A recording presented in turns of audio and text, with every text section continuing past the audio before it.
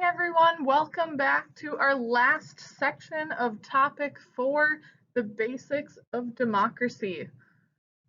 Today, we are going to be talking about the very foundational ideas behind a democracy, and we'll also briefly touch on the connections between a democratic form of government and the free enterprise system, which we more often refer to as capitalism. Now, I'll start by saying this. There is no perfect form of government, right? Humans are imperfect and humans run government. So there's no perfect form, right? You can see Winston Churchill, this quote is along the same lines, says that no one pretends that democracy is perfect or all wise. Indeed, it has been said that democracy is the worst form of government, except all the other forms that have been tried from time to time, right? So we're going with this best of the worst idea. Now, before we get talking about the very foundational ideas behind a democracy, I want you to brainstorm some of the ideas that you believe are central to a democratic form of government. Like, what beliefs do we all share about what government is, how it should work, how do we treat people, how do we view people, right? Some of those very foundational pieces. What are some beliefs that we share in our democratic form of government? So I'll have you start with that and then move to the next slide.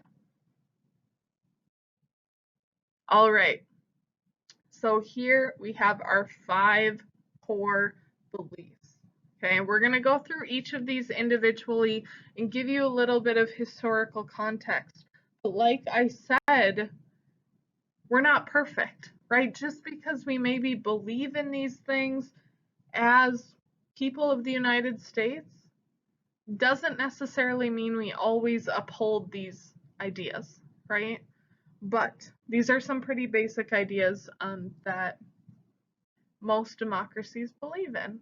Okay, so the first is that we recognize the fundamental worth and dignity of every person. All right, so there's a few pieces to this belief. Okay, first, we recognize that each person is a distinct being. We're all different, right? We're not all the same by any means, and that means our needs and our wants and our beliefs and all of that can vary person to person. We recognize that. We also recognize, though, that sometimes the welfare of one person is subordinate to the interests of many, right? So we, in a democracy, need to recognize people as individuals, but we also need to recognize that we cannot please everyone, right?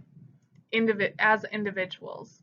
And we need to always be working towards making the whole better off, right? Is this best for the American people in general, right? It may not make one person happy, but if it makes a majority of people happy, then it might be something worth doing. So, some examples with this. Okay, a democracy can force people to do something if it serves the interests of the many individuals within a society. Some examples of that. You may not like obeying traffic signals, especially if you got out of bed too late, you're running late to school, right? You're at a stop sign, there's no one coming. You probably shouldn't blow that stop sign yet, right? Because obeying traffic signals is essential for the safety of everyone as a whole, even if it's not convenient for you that day. Additionally, none of us like paying taxes, right? None of us enjoy giving away our money, right? But we also need to recognize that we benefit from many of the different things that our tax money provides us with. Things like roads, things like schools, so on and so forth. A couple additional examples for you. In North Dakota, we have compulsory education laws, right? That means until you are older than 16, you are required to be in school, or you could face criminal charges, or your parents could, okay? Now, school is for the betterment of society in general, right? Having an educated population helps our economy grow. It helps everyone, right? Which is why we have schools that are publicly funded. It's why we require students to be here. Additionally, the military draft, right, hasn't been used for many years, but in cases where the United States is at war and they don't have the help that they need, you have to register for the draft, right? If you, for many of you who turn 18 this year, if you are male, you're going to have to register for the draft, right? All right. Our next piece, respect for equality of all persons. Okay. This is another foundational belief. Now, when it comes to the United States, our democracy, generally we believe in equality of opportunity, not equality of results. I'm going to give you an example of that. Pictured here, we have a marathon, right? Everyone at this marathon had the opportunity to register for the marathon. I could register for the marathon, but I can tell you with 100% certainty that I am not going to come in first place, or like even the first half of the group, okay? Because running is not my thing. So I had equal opportunity to register. Didn't mean I got the same result as everyone else that registered, right? Along those same lines with school, that's why we believe in public education, is everyone should have the opportunity to learn, but that doesn't mean that you guys are all going to end up being doctors and lawyers and millionaires, billionaires, right? We have different results. Additionally, a really foundational piece of the United States justice system is this idea of equality before the law. Hypothetically, if two people commit the same crime, they should be able to go in front of a judge, have the situation looked at, and they should be able to take on a penalty that is appropriate for the crime that was committed, and that should probably be the exact same penalty as the other person who did the same thing got, right? Now, we know this isn't always true, right? We know that people who commit the same crimes and have similar circumstances don't always end up with the exact same punishment. So while the equality before the law is something that we really believe in the United States, it's very foundational. Like when we look at the Constitution and the Declaration and all of these like early documents that were put together by our founders, they believed in equality before the law. Whether or not we carry that out 100% of the time, that's up for debate. Okay. Additionally, if we are carrying out this fundamental belief in the United States, we should not have laws or procedures that hold certain people back from opportunity just because of their race, religion, gender, etc. Whether we live up to that norm, again, is something that I'm going to ask you to think about as we finish up this lecture. Now, it is really important to note that the definition of equality has changed over time and it continues to evolve. Okay?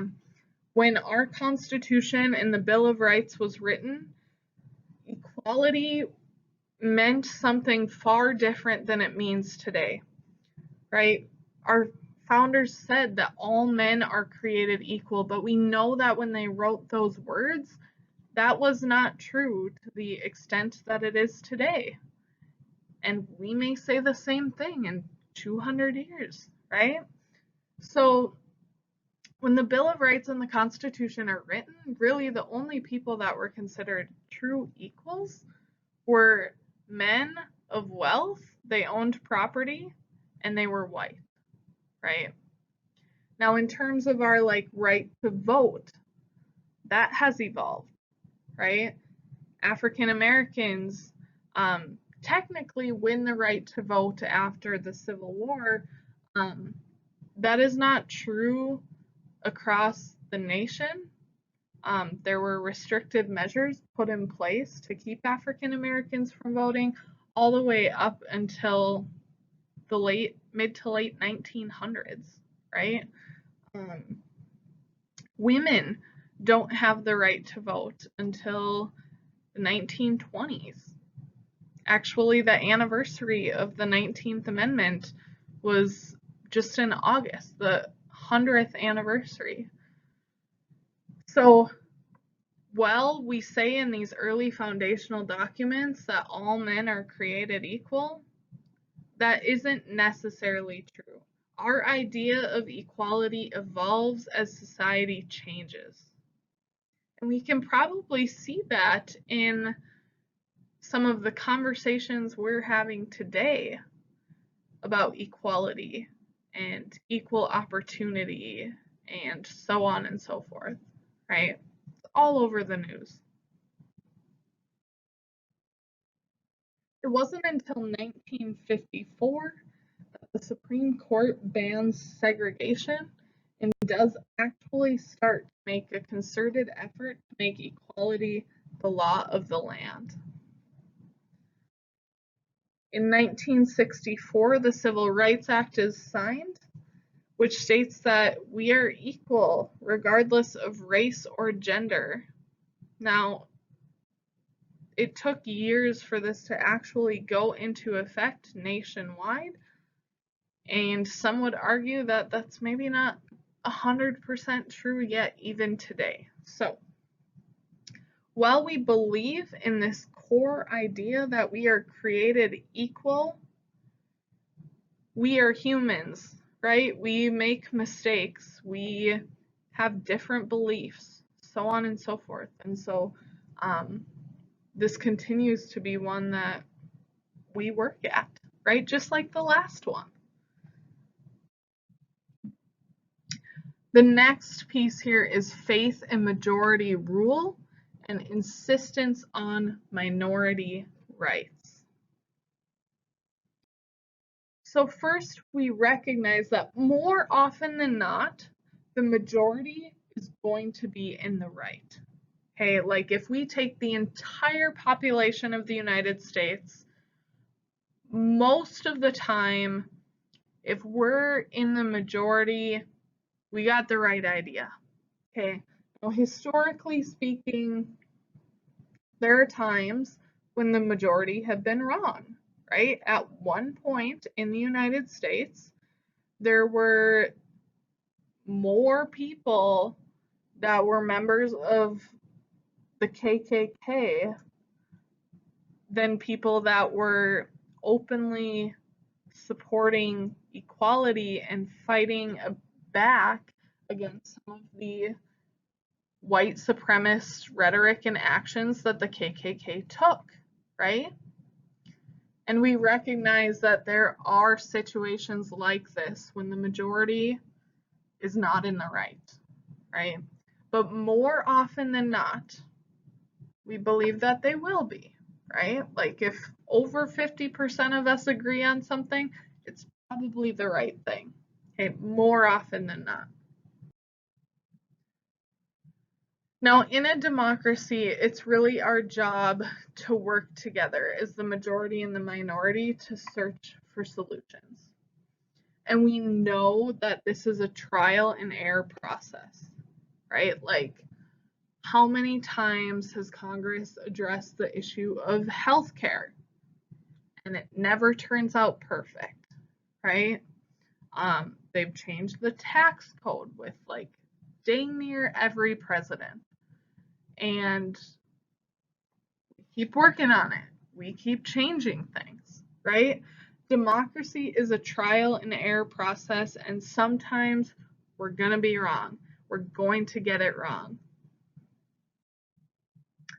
Another piece of this concept is that in our democracy, the majority must recognize the rights of the minority.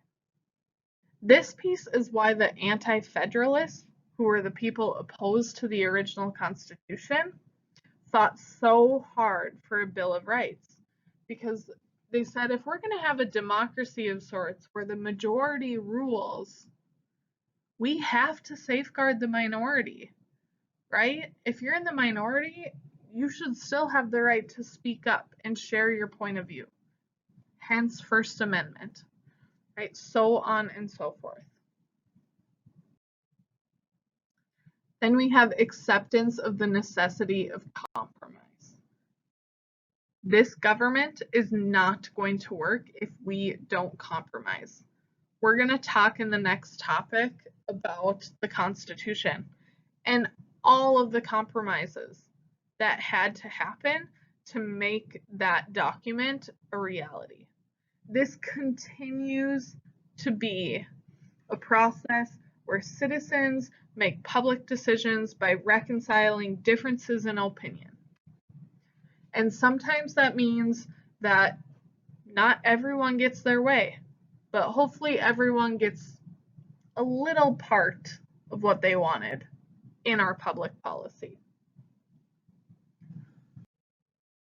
Without compromise, the rights of the minority are violated, right? If the majority acts like a ruthless dictator, then the rights of the minority will be violated, which is why compromise is so necessary in a democratic form of government.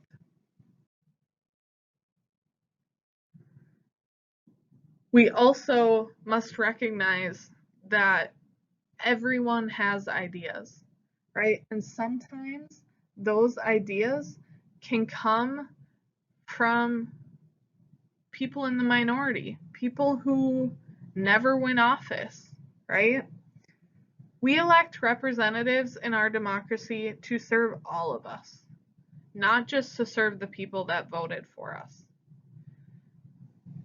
So when people become representatives, it's really their responsibility to recognize that the people who didn't vote for them, and maybe their opponent, had credible ideas that maybe they should look into. That's really the power of third parties in the United States political system, is third parties like the Libertarian Party, the Green Party, so on and so forth. They know that they really have no chance of winning a presidential election, but they hope by getting on stage, being a candidate, and having the opportunity to speak, they inspire the person that will win to take on some of their ideas, right? And then finally, our republic really depends on elected officials being able to negotiate and come to decisions. This is probably a flaw in our current political climate, right? Because anytime you hear about Congress, it seems like they can't agree on anything, right? And that is a huge frustration to the American people, because they're like, you're supposed to be working for us. Like, why aren't you doing your part? Why aren't you negotiating? Why aren't you compromising? How come if you don't get your way, you just walk away from it, right? Those are frustrations that the American people have with Congress. Right now, Congress has like a 12% approval rating. That's terrible, right? And so that may point to maybe some room for growth in this area, right? Like, do we need to get better at compromising? Maybe you think even you or your friends or the people in your community need to get better at compromising, right? It might be the reason that you choose not to talk about politics because you don't want to get into an argument. You don't want to strain a relationship when maybe there's no chance for compromise, right? But our republic depends on those conversations happening, being able to discuss issues and negotiate and come to a conclusion together, something that works for both of us, right? But easier said than done. And then finally, we have insistence upon the widest possible degree of individual freedom, right? Our founders founded this nation on the idea of freedom and liberty, right? And we tote those words and we throw those words around. And really, it's a core belief. We insist on the widest possible degree of individual freedom. But we also know that freedom cannot be absolute. The result of absolute freedom, more often than not, is anarchy, right? Every man for themselves, no form of government. Democracy does not and cannot insist on complete 100% freedom. Because anarchy means bad things, right? Anarchy means that the strongest, the most well-armed, the most ruthless in a society rule. And that hurts everyone else. The goal of our government needs to be to find a balance between liberty and authority.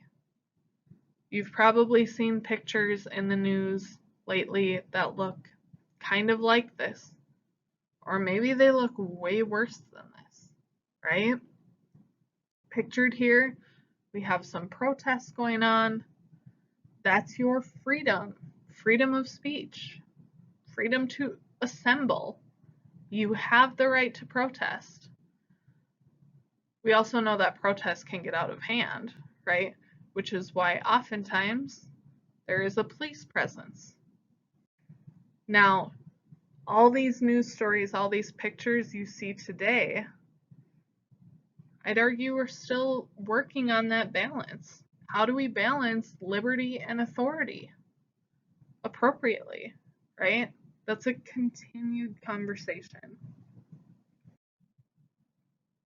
We must recognize, I know this picture is ridiculous, but we must recognize that if the actions of one person step on the rights of the other or pose some threat to the other, then that person must be stopped, right?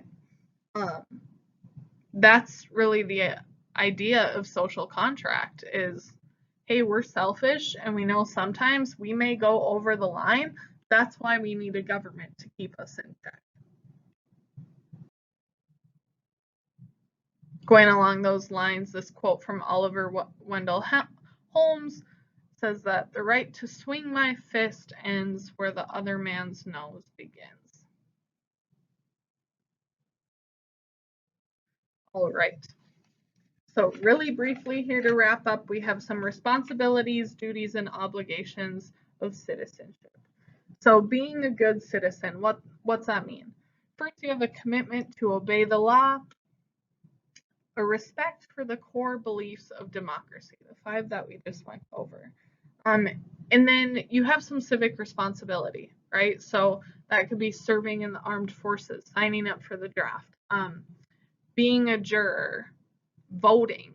Voting's a civic responsibility, like get to the polls. Okay, if you're going to be 18 before November and you don't know how to vote, let me know. I'm going to help you, okay? Paying taxes, all of those things are responsibilities. Being informed, maybe that's something that we need to work on more, right? being an informed voter, an informed citizen, tuning into the news, doing your research, right? Those sorts of things. And then I already mentioned obeying the law. Additionally, we have an obligation to serve the public good, right? As members of this free society, we should be working towards common good. Some obligations may include serving our community, volunteering, participating in public service organizations, so on and so forth. And last but not least, we have lots of parallels between the democratic ideals and the free enterprise system. So in our ideals, we talked about individualism, right? Freedom, liberty, equality, so on and so forth. All of those ideals mesh very well with capitalism or the free enterprise system. The free enterprise system is our economic system, and it relies on four main ideas. First, private ownership. We don't really have government-owned business. Closest thing to it would be like the U.S. Postal Service. It's a government corporation. But for the most part, all of our businesses in the United States are private-owned, and they are founded because an individual had an initiative to do so. They decided, hey, I want a coffee shop in my town, so I'm going to open one. Additionally, the free enterprise system is driven by a desire for profit. Right? Businesses, at the end of the day, business owners need to feed their families. They need to pay their bills, so they got to make money. And finally, we have competition. Without competition, there's monopolies. Monopolies are bad for consumers, right? So if we want our consumers to have equal opportunity to purchase goods, to buy the things that they need, then we need competition, right? We need both Walmart and Target, because if just one of them ran the show, it wouldn't be fair to consumers. Okay, so on and so forth. We need Burger King and McDonald's. So competition is another important piece of that. So to wrap up, I want you to think about this question. We looked at those 5 concepts. Now, it has been said that democracy is an ideal that can never be achieved. We can never live up to all 5 of those concepts. Do you agree with that statement? Does the United States continue to struggle to achieve the ideals that I just set forth? If so, which concept of democracy do you think that the United States struggles with the most? And why or how? I want you to think about that. You're going to write that up for me, and I can't wait to hear what you think. Have a great rest of your day.